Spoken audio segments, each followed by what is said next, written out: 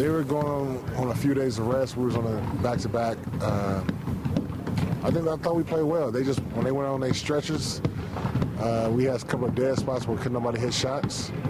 Our defense was playing well. We couldn't hit shots. But once the shots started falling, our intensity on defense picked up a little bit more, and we was able to come back and get the lead, but unfortunately fell short. Obviously, you move on from that loss and you kind of focus on the Utah Jazz. What are some of the issues or problems that they present? Man, they rebound well.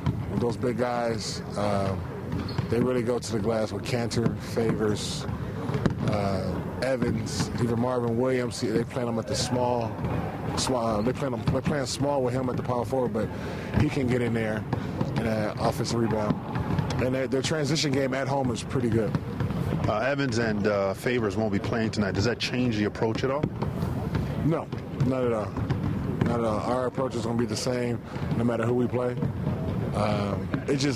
We got to pay more attention to detail to the reserves because we don't want them to come in and have an impact on the game.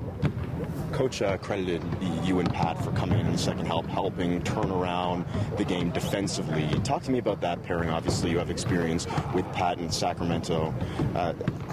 Talk to me about the chemistry between you two coming off the ball. Well, this is my third team. This has been in the league. And every team, Pat has always been my teammate, from Houston and Sacramento down here. And it's a working relationship. Man. When you work with a guy so much, you understand y'all have great chemistry. Y'all communication is in sync. So when I'm out there with Pat, man, I know what he's thinking. He knows what I'm thinking, and we trust each other. And that's why we're able to do well as a unit when it comes to the defensive end. When you came over here, you talked about having questions for Coach Casey, needing some time maybe to get fully accustomed to the sets they run here. How long did it take you to get comfortable? It took a while. Even when I wasn't playing because I wasn't cleared yet, and even when I started playing, it just took a while. It's a rhythm that you have to get yourself into. Offensively, defensively, with the team, you have to learn the lingo, the terminology. It took a while to get it. Are you fully there now? Yeah, I'm there now. I think I have it all down. Chuck, what makes this building so tough to play in? There's some buildings around the league that are just, no matter what the team's record is, they're tough places to play. What makes it so tough?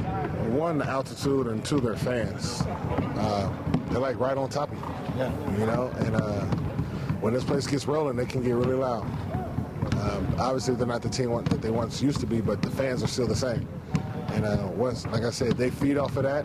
If you keep the fans out of it and keep them out of their transition and offensive rebound game, you put yourself in great position. It's harder sometimes, Chuck, playing in a building like this. Or I've heard the other guys say as well, you go to a place like Charlotte and it's half full and there's no energy and there's no life, and that can be hard to play in sometimes too, as opposed to being crammed and they're on top of you and they're screaming in your face. Well, any time you're on the road, it's always hard to play because you're on the road. But which one's harder between an example here in Charlotte? Here. Yeah. Just because you feed off your home court advantage. The other team do. They feed off that energy. They feed off the cheering and the rooting from their fans. So, what's the toughest part about this point in a trip like this? 3 games in, halfway through, I guess, a 10-day trip. What's the toughest part of getting through this part? It's just mental. This is when the guys, as a team, we come together. In a 5-game road trip on the brink of All-Star. Some guys are not going to have it mentally, and some guys are not going to have it physically every night. And this is when everybody come together. As a veteran, what can you do to keep that, My job is to motivate, inspire, and be ready.